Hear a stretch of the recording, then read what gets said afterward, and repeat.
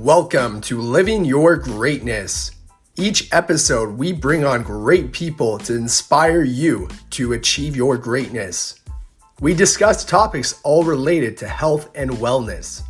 Listen to world-class stories, learn valuable lessons, and turn knowledge into action. It is now time for you to unlock your inner greatness. Welcome back, everyone, to another episode of Living Your Greatness. This is your host, Ben Mummy, and today we have a new guest to the show, and his name is JP Cortez. He is a policy director and the Sound Money Defense League, which is a national public policy organization working to restore sound money at the state and federal level. So JP, welcome to the show. It is a pleasure to have you with us today. Ben, what's going on, man? It's great to be on with you. Thank you. So JP, if we could just start, tell us a little bit about yourself. Where did you spend your formative years growing up? And what inspired you to become a policy director for Sound Money Defense League?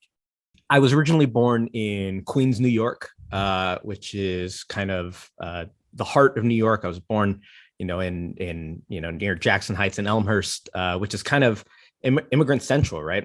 My parents were both Colombian, and Queens, the neighborhood I grew up in, was a melting pot. It was diverse, whether you wanted food at 2 a.m. or a haircut or a random widget, across cultures, you could have that there. And that's the environment in which I grew up.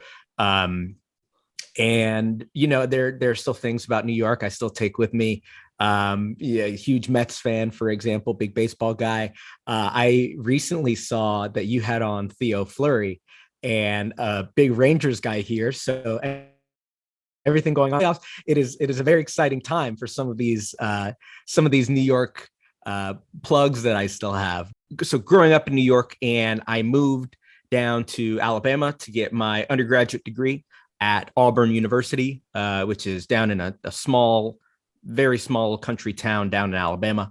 While I was there, I discovered that the Mises Institute is right across the street from Auburn's business building, which was where I was doing most of my classes. And the Mises Institute is, the nation, the worldwide leader in Austrian economics, which is ideas in the Austrian tradition, the idea that common economics, or today's economics, is very based on that, like, governments can deficit spend their way out of anything, or deficit spend their way into prosperity. And the Austrian approach sort of questions a lot of those fundamental premises. And then that, of course, has various implications when it extends further out. But so I found myself spending time at the Mises Institute, and I was, hanging and having these conversations, these debates with these economists and these philosophers, these historians. And, I just fell deep into this rabbit hole about the economics of it, and, the world around us, and how like these policy decisions actively affect the world around us. And there's a morality to that. There's a level of ethics that comes with that level of responsibility. So I graduated from Auburn, and I went to law school. I came up to Charlotte, North Carolina. One was to go to law school. I had enrolled at a school here. And two, I had met up with a guy named Stephen Gleason. He's the president of Money Metals Exchange, it's a precious metals company. And we decided we wanted to start a policy group, that there was a lot going on in this space, that inflation is a real, tangible problem, and to introduce disincentives to people being able to preserve their wealth with gold and silver, moral failing. And so we started this policy project, and it was kind of its own thing for a while. We didn't really know what shape it was going to take, and we sort of developed it out, and we found ourselves really in the middle, and becoming a nationwide leader on this issue that investors and businesses and anyone who cares about, like, inflation or saving their money it cares about. Thanks for sharing a little bit about, your background of where you're from, and then as well as giving us a little taste of, your kind of schooling background, and then transitioning to, how you transitioned into that role with Sound Money and kind of advocating to help people, right? So I really appreciate that. And you know what, before we dive more in there, something that I did want to touch on is, you did say that you went to Auburn University. When you were there, I know you were actively involved in a student organization. I think it was called Young Americans for Liberty. I want to know more about if that even had an impact as well. Yeah, totally. I think just generally the university experience and the coming together of different people and hearing different viewpoints and just experiencing different people, different comeuppances, different cultures. All of that had a huge effect on me as far as how I see the world and how the lenses through which I view some of these issues of morality or social justice or economics. And it's through the interactions that many times we have with one another that, that's to me what ended up you. So while I was at Auburn, I was already, had already gone down the rabbit hole at the Mises Institute. I was spending time there, just reading, just in the library, just consuming as much as I possibly could. When I heard about this organization on campus, Young Americans for Liberty, and it was headed up at the time by a person who ended up becoming a dear friend of mine, Lydia, and she was just firecracker, and she was more passionate about liberty and personal freedom and individual rights more than maybe anyone I'd met at the time. And she was loud and in your face about it, and she was unapologetic about the way she feels and why she feels this way. And yeah, that to me was really inspiring. I grew up sort of skeptical, I would say, about towards authority and sort of the political process. But that was something I was generally pretty quiet about. It wasn't, part of my personality. It's not something that I shared very often. And it was through meeting people at YAL and at Auburn in general, and just through the course of life, that I sort of was able to come into my own and feel more comfortable in my own skin, sharing these things that I feel truly and that I'm deeply passionate about. It always feels good when you realize that you're not alone, right? So when you found that community, Totally. When you realize that you're able to have these hard conversations that are not always comfortable to talk about with the general public. Mm-hmm. And that's actually why I was kind of curious or kind of excited to bring you on this show. Is I feel a lot of people right now are aware of in terms of inflation, right? Like they're seeing it right now in gas, they're seeing it in food, they're seeing it with just overall costs of kind of living. But in terms of like the political side or even policy aspect, I feel like there needs to be more education on, how they could actually protect themselves, right? And I find you're doing a lot of really cool work right now, to advocate for people, right? Especially in terms of sound money, right? So before actually taking a deeper dive into today's chat, maybe not every listener knows exactly what is sound money. From my understanding, it is money that's not just liable to sudden appreciation or depreciation value. It's also stable money, right? So if we look, for example, in the last thousands of years, right, gold and silver has been proven to be sound money, right? It's actually real wealth, it's stable, right? That's my understanding. Is there anything else that you would like to add to kind of better educate our listeners about sound money? So I think you hit the nail right on the head. When you said that the gold and silver for thousands of years have been money, what we have today is political money. And we can trace back the history in the 70s, at least in the US, when Nixon officially closed the gold window and sort of severed any tie between any standard of any sort and the US dollar. And because the US enjoys hegemonic power and economic power, having a powerful dollar is an extremely powerful tool as far as foreign policy, what you can do at home, and as far as printing money, being able to leverage the fact that you're the U.S. world reserve currency, really gives you a lot of power to help your friends. It gives you power to hurt your enemies, and so the idea kind of behind sound money is not. So I guess it's twofold. The first is that it can't be weaponized. It's not political money. And that's incredibly important, because like I was just saying, sound money, or rather a lack of sound money, empowers governments to do really horrible things. You're talking about just in recent memory, long wars that were largely wasteful. You're talking about, at this point in the US, $31 trillion in debt, with little to show for it, at least recently, as far as military expenditures, as far as infrastructure in the United States, as far as a healthcare system that's in shambles. Homelessness continues to rise in this country. So for the quote unquote richest country in the world, there's very little to show for that. And so sound money is important. It constrains governments. It keeps them from otherwise spending recklessly or unchecked.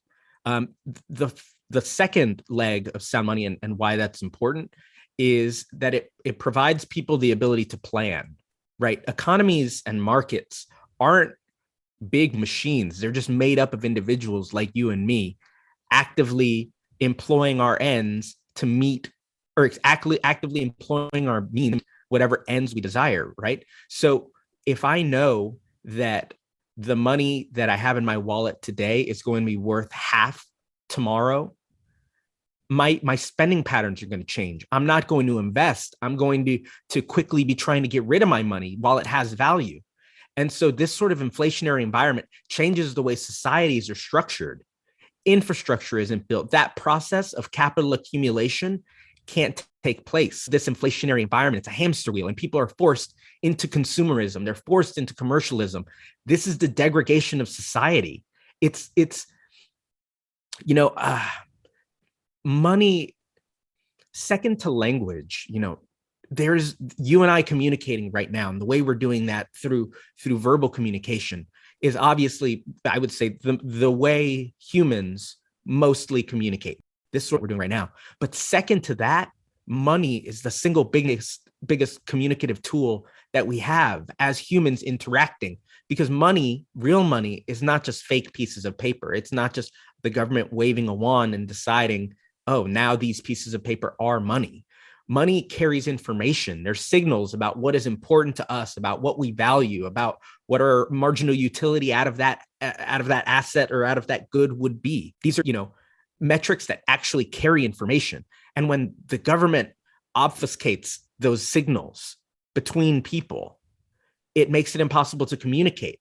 And then you have things like big market crashes, you have malinvestment, you have, the destruction and the tragedy that comes with markets allocating capital because of the bad signals poorly, and then the devastation that is, felt by millions of Americans, millions of people around the world. And so that speaks to the importance of sound money, right? It's not even just the United States, it's not even just the West, but the idea that sound money can affect people, all around the world, people that are currently being affected by American foreign policy, for example, that otherwise might not be if a government had to fund a war through taxation or through itself, not by devaluing and printing money. Problems in this here in the States, like I mentioned, homelessness earlier is a big problem. And so not having that moral hazard, having guardrails around what you can do, what you can spend, forces you to reconsider what is important to you as a culture, as a society, as a country. And you end up with, I think, many times better outcomes. Absolutely. And you know what, JP, thanks for bringing up all those points there, especially, giving a little bit more context in terms of like political money and sound money, and I think back in 1971, when President Nixon did that, it was a decision that really has changed the way that a lot of previous decisions were made, right? And I think the sad part is so many people are uneducated about it, right? And that's why, again, like I said, I wanted to bring you on, as I know you're advocating so much for this space. And so something that I did have a question for you is, because we went from a gold standard and then we've gone away from that for so long, how are we able to actually shift here, go back to a gold standard? Do you think that would be possible, or what do you see moving forward in like the next decade? I think that, at least in the United States, the likelihood of federal legislation, moving towards gold standard, I would say, is incredibly unlikely. I don't think there's any motivation to do this on the federal level. Introducing sound money would be asking politicians to willingly shackle themselves. And politicians and governments in general are never going to give up the power that comes with being able to print money and thus spend it on whatever you want to, especially as politics becomes more and more of a popularity contest rather than any sort of based decision making. So having that power to give away money, literally to buy votes, as a question of political strategy, that's an extremely powerful tool. So no, I don't see a large turn back towards sound money in the short term. I think that things are likely to get worse before they get better, and we're seeing that today in things like the inflation rate. Here in the States, 9%. I think I saw Canada was somewhere around 6.5%. And these are, numbers not seen in decades. So it's becoming more and more undeniable of a problem. And at least in the States, at first we were told that the inflation didn't exist. And then we were told that it was transitory was the word that was used. And then it's Putin's war now. And so it's just a constant shifting of without any sort of self-reflection that, maybe it was the unbacked printing of trillions of currency units in a super short term at a time when you're locking everyone in their homes. So demand is going to be suppressed. This is an obvious recipe for inflation and what we're seeing today. And so, you had politicians and pundits going on TV, standing in front of their pulpit, talking about how economists all over say that this isn't going to cause inflation. Our team of experts have reviewed the policy, and we are certain this is not going to have any negative effects. If your economists didn't see this coming, you don't have economists, you have cheerleaders, and so. I think the inflation we're seeing today is an obvious problem that's becoming more and more undeniable. And the Biden administration, at least here in the States, is starting to think more and more. So as far as the federal level, no, I'm not super hopeful, if I'm being honest, but more and more, and most of what we do, our approach is focused on the states. So 50 states here in the United States. And this past year, we introduced or worked to introduce 24 different pieces of legislation across 12 different states. And these states are actively producing and promoting, passing in some cases, legislation to remove taxes on gold and silver when you buy, to remove taxes when you sell, to allow states to invest pension funds, state taxpayer funds in physical gold and silver instead of just in risky stock market assets, which, by the way, are bleeding right now. There's absolute bloodshed in the markets right now. And these pension funds and these taxpayer funds are invested in investments like this without a single ounce of gold. Insanity, right? As like you mentioned earlier, Ben, money that has been around for thousands of years. But legally, in some cases, these states aren't even allowed to invest in these metals. They have to invest in the risky casino, the stock market. So they don't even have this option. So we're going state to state, and it's through, I think, these victories, these small incremental changes in policy, and through the educational process that comes with, ask themselves many times for the first time, hey, wait, what is money? Why does this have value? What are we doing here? And it's through, I think, the combination of these things that eventually we'll see maybe not a federal move back into a gold standard, but as individuals begin to opt back into their own gold standard and to be thinking more about money and value and how systems like this one, this monetary system, it's all made up, and how that has obvious implications, and it's doomed to fail. I think you brought up again a lot of really good points. It was interesting to hear too how you spoke about, you think a lot more people now through education or through policy changes are going to maybe wake up slowly, right? And eventually, maybe when more fear kind of creeps into the market, because you were even saying, right, a lot of, let's say, tech stocks or growth stocks or not actual asset classes are starting to get hurt. There's going to be more fear. There's going to be more reflection. And the more people reflect, especially during a time of such high inflation, which you had mentioned both in the States as well as Canada is so high. In fact, I think Canada this year, it was like a 31-year high, which is insane, right? But I think this is an opportunity, although it's really something I don't want to see, right? I don't want to see fear creeping in the market. I don't want to see things getting worse. It might be a personal decision where people realize that they have to protect themselves. That being said, JP, why is this such a generational opportunity to invest in gold and silver? The success rate for fiat currencies, which is to say for paper money, for political money, for money that is unbacked, the success rate in monetary history for fiat money is zero. This has never worked long term.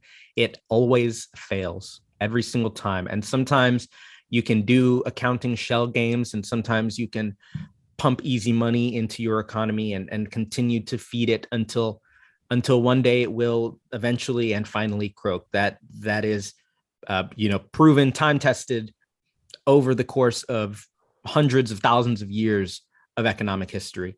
In 1971, you can see the split and where it all began between inflation making it harder for people to live, people that already are in some cases having trouble affording food and medicine and housing are finding it increasingly harder every day, right, to live. And maybe wages will keep up with prices, or maybe they won't, who knows. But like there's an immediacy in that moment for that person that was already struggling to afford food for their families, that no promise of federal pumping or no promise of stimulus is going to help them in that moment. And then generationally, this is theft. Every unbacked currency unit here will eventually be paid back. And that's what's so, I think, to me, really egregious and like morally abhorrent about, you have Paul Krugman's of the world, the large New York Times economists, these people that are saying, the debt's not a big deal because it's money we owe to ourselves, which is such an intentional blurring of what that means. It's when you say to ourselves, you're talking about our children's children. You're talking about them now, making it harder for them to be able to get ahead. Now, as hard as we're grinding today, our kids, they're going to have to grind so much harder and be so much smarter to keep up in an environment that is just constantly pumping money in. And this inflationary process is going to continue. So while it's hard for people to afford things now, like the number of people that it's difficult for is going to continue to wrestle it with the inflation rate. This ends up in pain. And so there's like a moral wrong to what's happening, of course. But more than anything, it's been thousands of years of proven record as a money, right? Gold and silver have served as money from, since time immemorial, thousands of years now. It's the only form of money mentioned in the U.S. When you're looking at, especially, when you're talking about the growth stocks or the tech stocks and sort of this new phase in valuation that we've come to, and like, what is something's value prop? How is this valued? And it's difficult to sort of dive into those metrics sometimes when it's an unknown. For example, something like Bitcoin. What are Bitcoin's fundamentals? I don't know, right? But gold and silver have for thousands of years, and that's I think the beauty of what you mentioned earlier, that this is money that was chosen, right? It's not that a government waved its wand and said, gold is money. No, sound money requires that market process. It requires that it is a self-correcting mechanism that decides whether it is good or bad and what the value of it is. Fake money, political money doesn't have that. And gold and silver for thousands of years have, and they have retained its value through the course of that market-based test.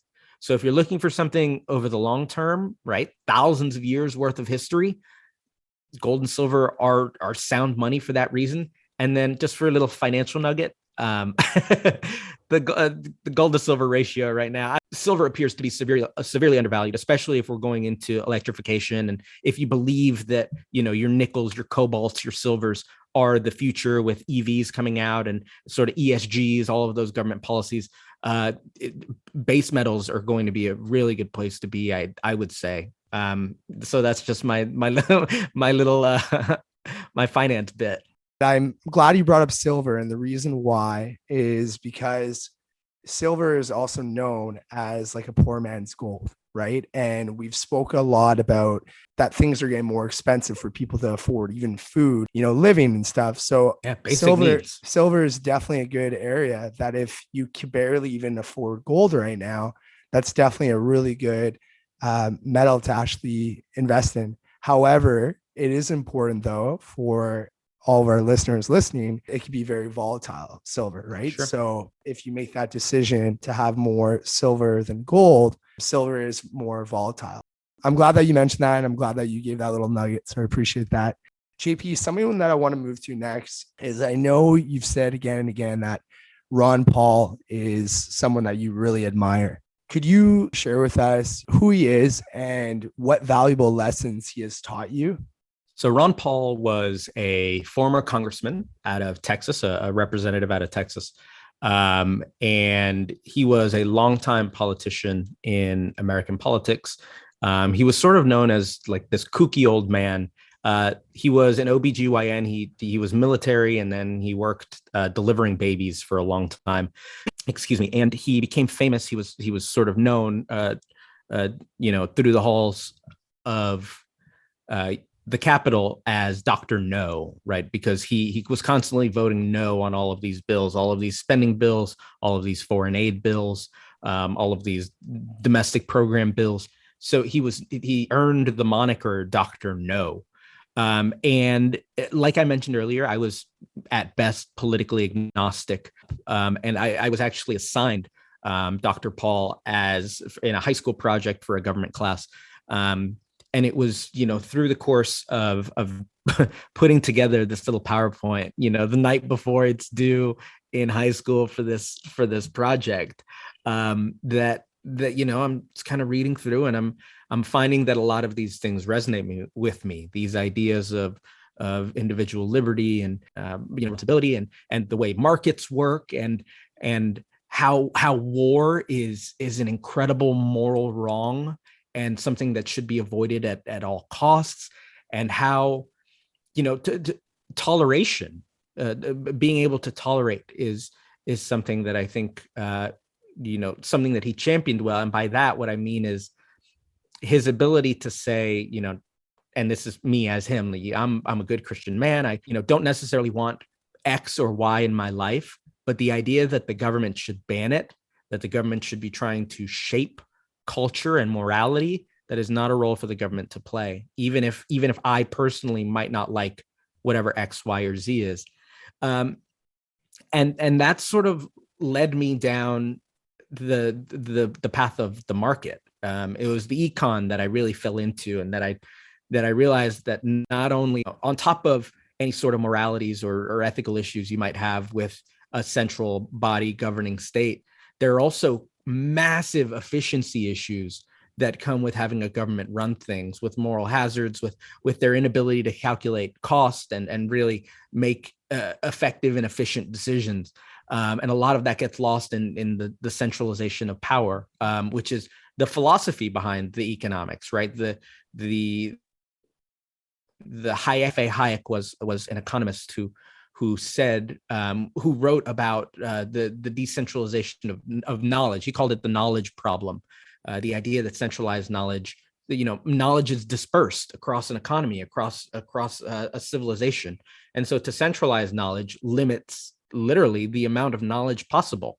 And so it was through the Ron Paul, that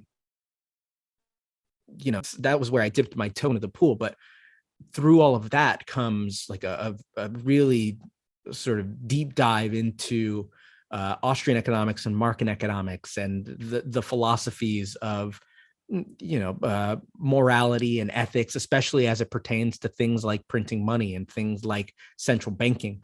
And then war is such a big one for me. I do this professionally, the policy on sound money, but I guess like personal issue. And Ron Paul spoke to non-aggression and to being anti-war in a way that you didn't see in American politicians, especially not in the era that I grew up in, a post 9/11 era where American politicians were out for blood.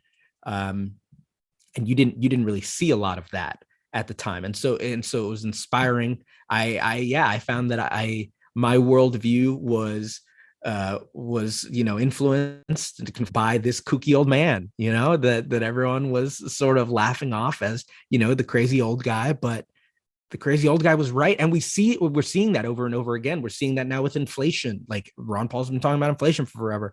We're seeing it now with war. Ron Paul's been talking about a lot of these foreign entanglements that we have for forever.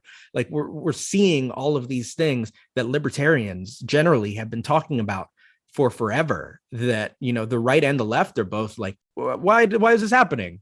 No one told us this would happen, without any like a sense of humor or like self-reflection about, the nature of American politics, which has largely been just, it's a popularity contest. And that's kind of what we're here for. Absolutely. Yeah, no, I appreciate you for, giving us a background of Ron Paul.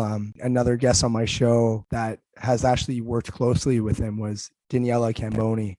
And I know she has spoken really highly of him, and because a lot of the things that you kind of spoke about, right? His courage, I guess, to say a lot of no's, his courage to stand up for himself as well as his people, and doing the right thing rather than the wrong thing to get popular. Right.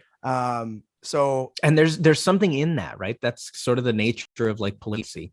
And it speaks to the dark heart of like a really important institution that we're like actively participating in, and that like governs a huge part of our lives. And there's something really bad about bad people being incentivized to rise to the top in a system like this. People are bound to get hurt. People are, their livelihoods will be ruined, their life saved, whatever it is. Like these sort of, groupings of people that are able to come together and enrich themselves, many times at the expense of marginalized or another group, it really creates a tinderbox for disaster. And I think that, now I'm getting overly philosophical with you now, but like I think that we have to start thinking outside of these small little changes, pulling of the levers within the systems that already exist, but rather think about creating systems that don't require having a good leader or a good man or a good woman in office for the institution to be working well. And I think, as tech moves and I'm bullish on the entrepreneurs generally in this space, in this world, that are going to be able to figure out ways to reduce the levels of trust between, and we're seeing this all over, that we're seeing now between, for example, and a bank. We're seeing that trust removed, or like financial intermediaries. We're seeing that trust be reduced because of they're building systems that don't require that trust. And so I think that I'm bullish on, smart people continuing to create systems in which the power to weaponize and exploit is reduced largely. Absolutely. And you know what? I think that will come with time, right? I think that will come with innovation, creativity, entrepreneur spirit, which you kind of touched on. And I also do believe that there's an incredible amount of great people there, right? That are motivated or passionate to have that impact. And although this is not on the tech side, you're someone that's actually been doing that. And, you are fighting really hard right now, to make sure that, especially in like the United States, right, that taxes are removed from selling physical gold and silver, right? What has sparked you, to have the courage to be so motivated to restore the value of sound money and improve the quality of life of not just hundreds, not just thousands, not just millions, but billions of people across the world? For me, it's totally the morality of it. There's a lot to like the economics of it, right? And we can draw graphs, and we can talk about, deadweight loss, and we can talk about, whatever it is. And I think all of that is very powerful, and it makes a good case. This sort of monetary system is not necessarily conducive to like growing all of society. But to me, it's that, especially over the last couple of years, where we're seeing inflation become more and more of an undeniable problem, It's that, people are being priced out of life, and it's not an accident. So as much as this administration wants to go before cameras and talk about how, either the inflation isn't there, or that the inflation is actually good for the average person, or that, it's Putin's fault or whatever. Inflation is largely a policy choice. These were decisions that were actively made, despite plenty of people waving their arms saying, hey, this is going to cause inflation, this is going to harm. And there was no consideration to that. And it's a problem that begets itself, right? Because the inflation was a problem. And so to fix the inflation, now we're going to print more money and give you more stimulus in order to fix the inflation that was caused by the original printing of money. And so it's like a snake eating its tail. And these problems beget themselves. And so, and you look and you read through monetary history, for example, a great book called When Money Dies that traces what happened in Weimar Germany, or the Weimar Republic coming up into World War II Germany. And, I'm not talking necessarily about, I lost my job, or I wasn't able to pay my car note, or, I had to downsize, move it into a smaller apartment. What I'm talking about, when societies crumble like this, the greatest in the world fell to this. The Roman Empire fell. They were fighting wars at the time, and they completely debased their currency, and the people just turned on them, and the empire collapsed. Weimar Germany is another great example of that. It's a hyperinflated currency that just collapses. Venezuela, right now, what we're seeing in Lebanon, where people, like you're talking about, cartfuls, wheelbarrows full of cash, and this affects the way. I heard a story about people in, I believe it was Venezuela, that are getting paid twice a day. Once, at the beginning of the day, and then once at the end of the day. But at the end of the day, when you get paid, you need to make sure that you're spending all the money you have, because by the time you wake up in the morning, that money's not going to be worth anything. And so, like, think about the mentality, the psychology, who is thinking that short term all the time.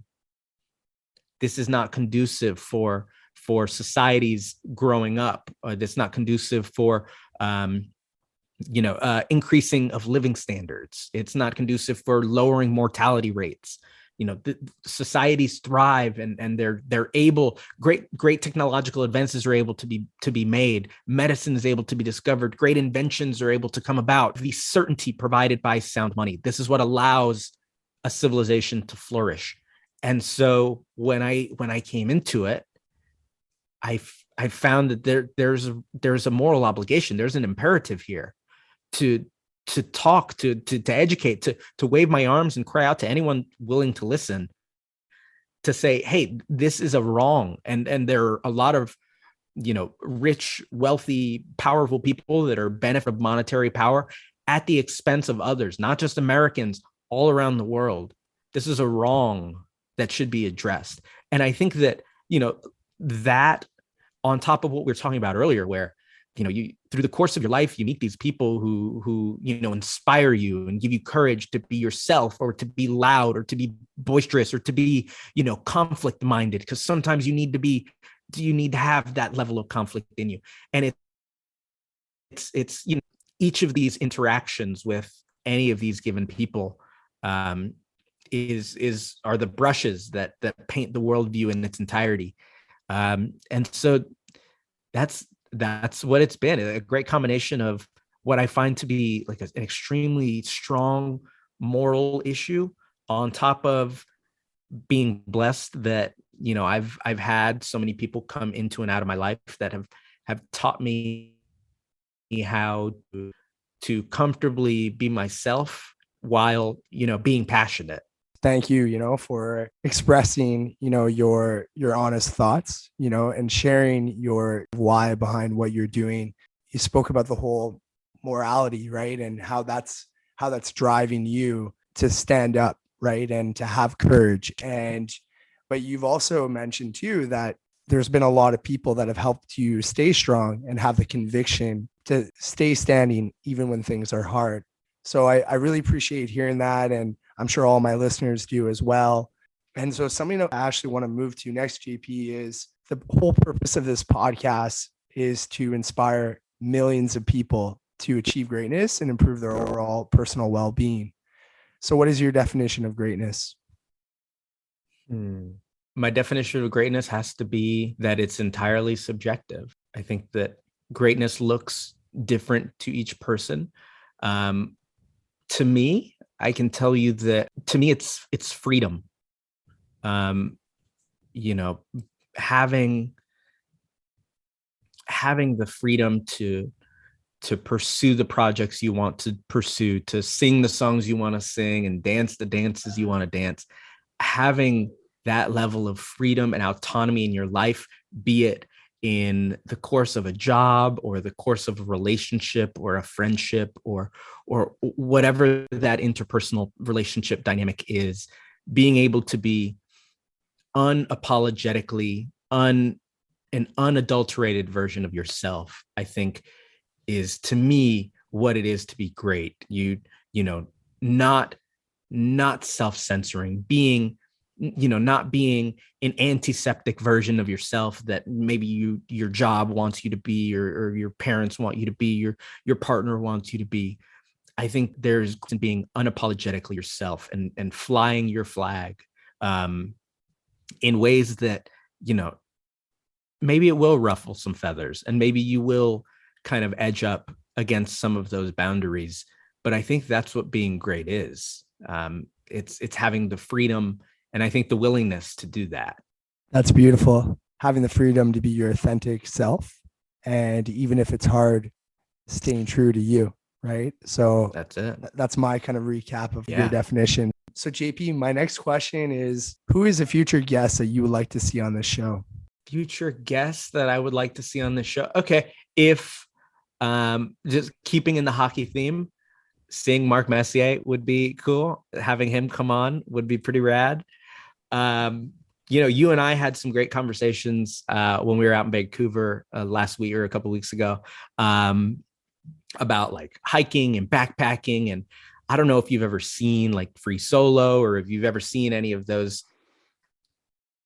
Is it Free Solo, The Alpinist, I think 18 Peaks or whatever. There's like a whole genre of these kinds of movies right now.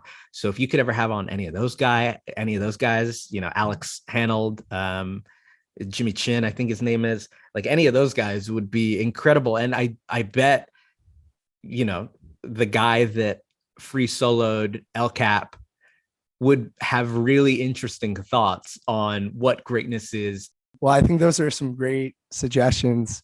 I'll definitely add them to my list. It's funny that you mentioned Mark Messier because I think it was maybe about a year ago today, I actually wrote him. So I guess I'll have to follow up, check in. Yeah. Circle back. Try and get some New York pride there, but especially because I think besides him being a really great hockey player or in like the top 50, in the Hall of Fame, he was really known for his leadership. As the captain of New York Rangers, and he's done a lot leadership, not only in sports, but even with organizations and stuff. And he's written a couple of books. So I definitely think that he would have some interesting opinions. And then, as you know, I love hiking, right? So I've had some FKT athletes on, which is kind of a combination of, trail running, hiking, orienteering. But I haven't gone just to, one focus like free soloing. So I think that would be really cool. So those were some great recommendations. So JP, just to finish off, where could my listeners go, to connect with you online? You can find me on Twitter. My Twitter is at JPCortez27. The Sound Money site is soundmoneydefense.org. On the site, you can find the Sound Money Index, which is that index that we publish every year, and you can find my email address. So if you ever want to reach out, I'm always happy to hear from or to work with anyone that reaches out. So yeah, Ben, thanks for having me on, man. This is awesome. Yeah, no, it was a pleasure to have you on. So I really appreciate that you have made the time to be on the show. Oh man, thank you. I'm happy to come on anytime. Thank you for listening to the Living Your Greatness podcast. If this show has added value, please subscribe, leave a rating, and make a review.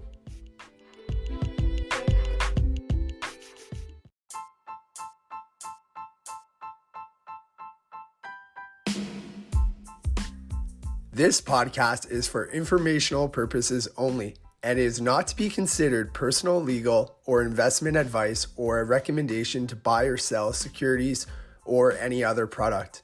It is based on opinions, current events, press releases, and interviews, but is not infallible. It may contain errors, and Living Your Greatness offers no inferred or explicit warranty as to the accuracy of the information presented. If personal advice is needed, consult a qualified legal, tax, or investment professional.